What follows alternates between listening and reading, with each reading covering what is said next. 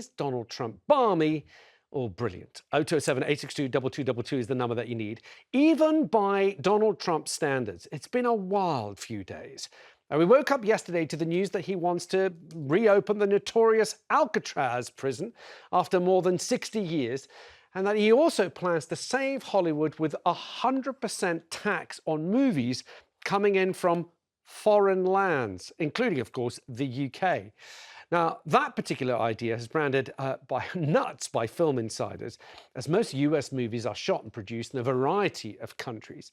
And we've heard the US is in talks as well to resurrect our failed Rwanda scheme, according to the African country's foreign minister. Let's not forget also the AI image of Trump that he posted on his own social network over the weekend of himself as Pope, which a US bishop said was an insult to God and Catholics. Trump, however, didn't agree with that view. Catholics loved it. I had nothing to do with it. Somebody made up a picture of me dressed like the Pope, and they put it out on the internet. That's not me that did it. I have no idea where it came from. Maybe it was AI. Actually, my wife thought it was cute. She said, "Isn't that nice?" My question about it. Actually, I would not be able to be married, though. That would be a lot. I'd have to the best of my knowledge, popes aren't big on getting married, are they? Not that we know of, no. It's sort of quite extraordinary, that press conference, because he starts by saying, no, Catholics loved it. Then he says that it was the press that have a problem.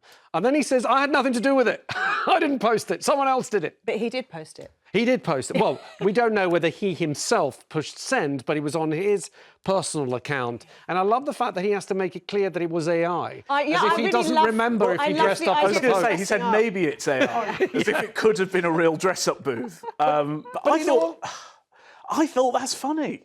You thought it was funny? I think it's funny. What, the image? I think the image and Trump joking about maybe having to divorce his wife if he takes the job.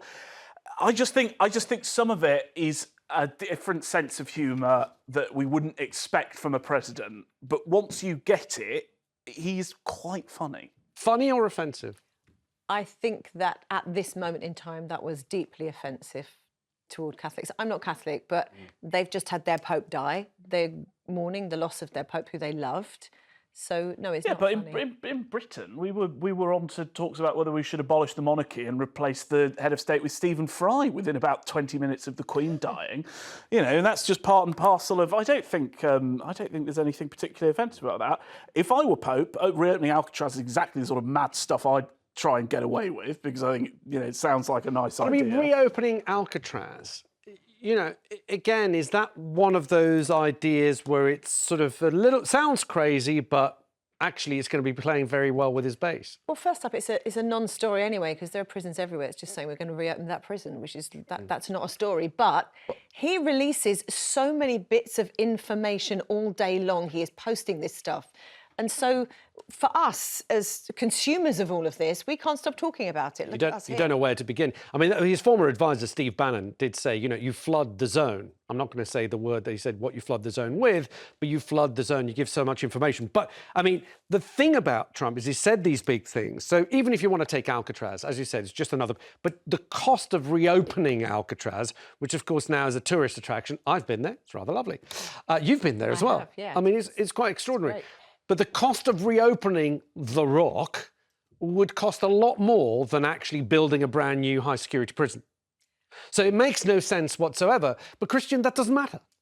Because his base are going to love it. Yes, exactly. It doesn't make financial sense, but it's sort of symbolic. It's as if it's like we had a Prime Minister saying we'll put the worst murderers and traitors back into the Tower of London. You know, I'd imagine there's quite a large base of Americans who love the symbolism of that. And you think about the high-profile people who've been in Alcatraz before. So again, I think a lot of it is maybe a translation thing, and we maybe take things a bit too from a sort of top-down view, whereas if we were Americans, we might get it a bit more. What about the tariffs on movies? I mean, the post on his Truth Social about the movies was garbled as usual, but this idea that these foreign companies are trying to almost influence the American public with these sort of foreign movies. There's going to be 100% tariff on of non-US movies.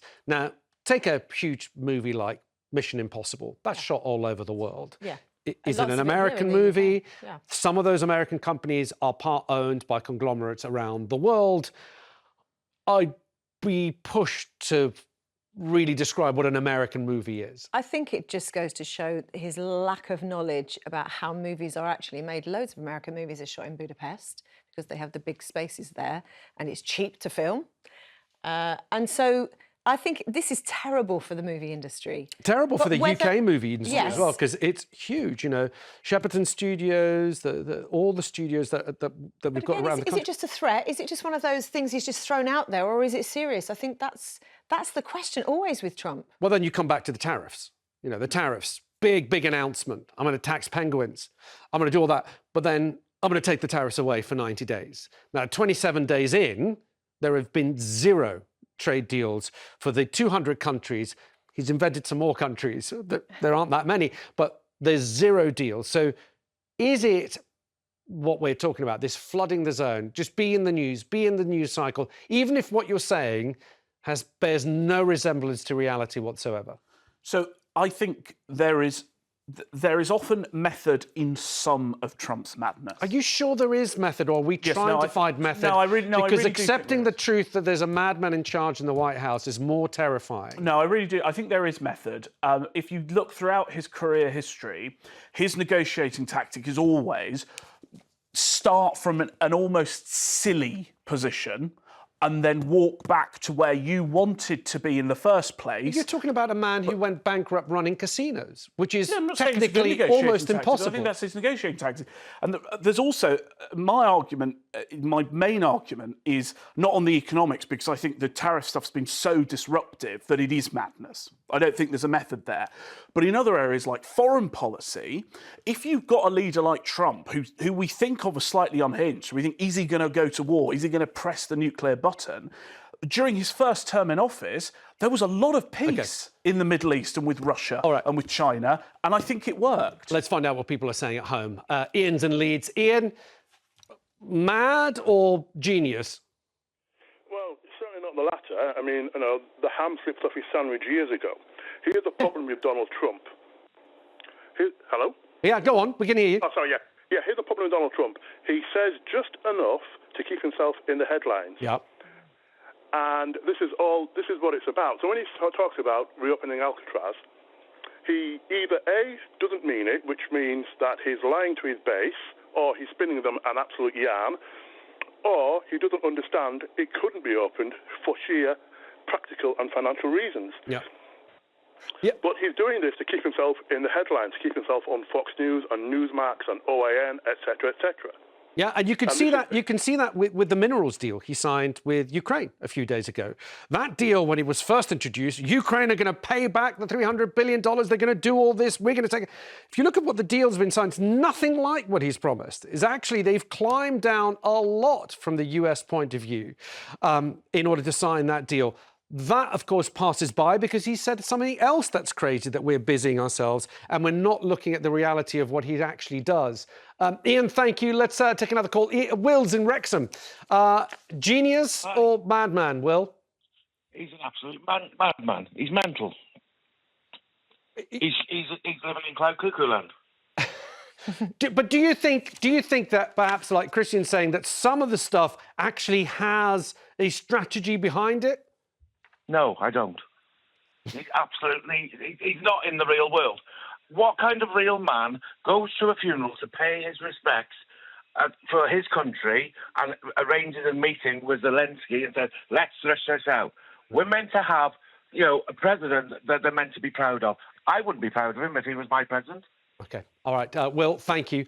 I think that's pretty conclusive, albeit, with a short time that we've been talking about it. But look, after